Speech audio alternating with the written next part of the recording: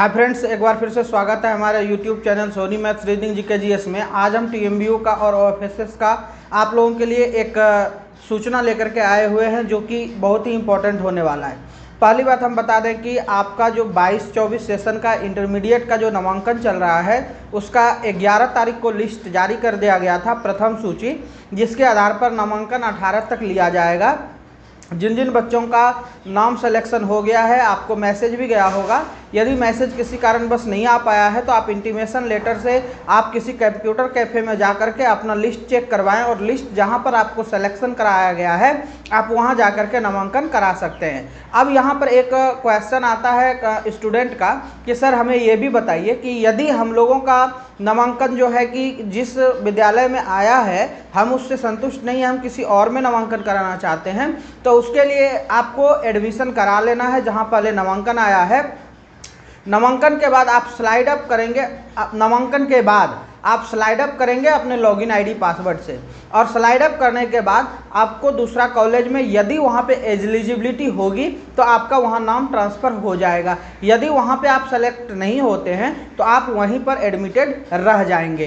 तो ये था आप लोगों का नामांकन के लिए। नामांकन की पूरी प्रक्रिया बता दें तो इंटीमेशन लेटर आपको ले जाना है, ओएफएसएस से अप्लाई किया हुआ जो स्लिप मिला था वो लेके जाना है, ओरिजिनल एसएलसी आपको जो स्कूल से मिला है वो लेकर के जाना है, अपने मैट्रिक का मार्कशीट लेकर के जाना है, आधार कार्ड लेकर के जाना है, और जो कॉलेज जिस कॉलेज में आपका नामांकन होना है वहाँ पे एक फॉर्म लेकर के भर के आप रसीद कटा के आई कार्ड प्राप्त करके हेडमास्टर या प्रधानाचार्य का हस्ताक्षर से सुनिश्चित हो जाए कि आपका जो है कि रोल नंबर मिल चुका है और आपका नामांकन हो चुका है।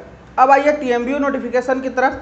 तो 22-25 सेशन में जिन्होंने भी आवेदन किया था बीए, बीकॉम और बीएससी के लिए, और तीनों मेरिट लिस्ट जारी कर दी गई थी।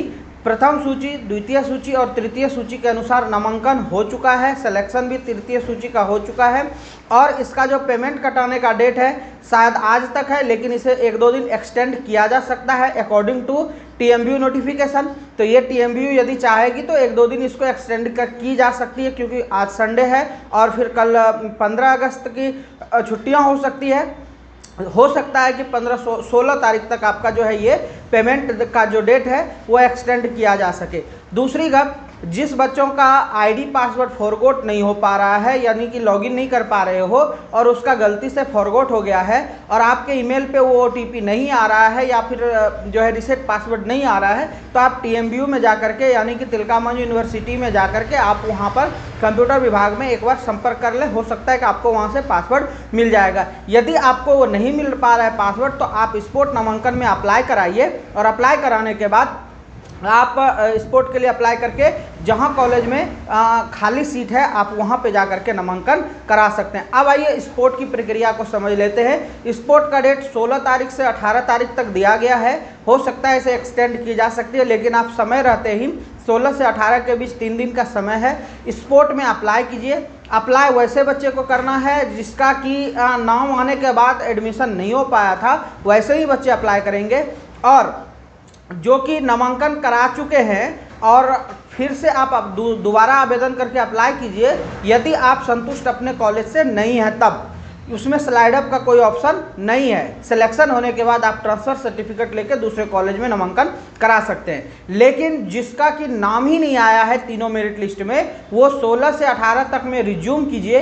रिज्यूम करके 1 नंबर, 2 नंबर, 3 नंबर पर जो कॉलेज को रखेंगे उन तीनों में जाकर के अपना रिज्यूम वाला कागज़ और इंटर का मार्कशीट अटैच करके अपने अपने कॉलेजों में, तीनों कॉलेजों में जमा कीजिए। जहाँ पर आपका मार्क्स बेसिस के आधार पर अच्छा अंक होगा और आपका वहाँ पर सीट अवेलेबल होगा उस प्रतिष्ठा के विषय यानी ऑनर्स के विषय में, तो आपका नामांकन वहाँ पर सिलेक्शन किया जाएगा।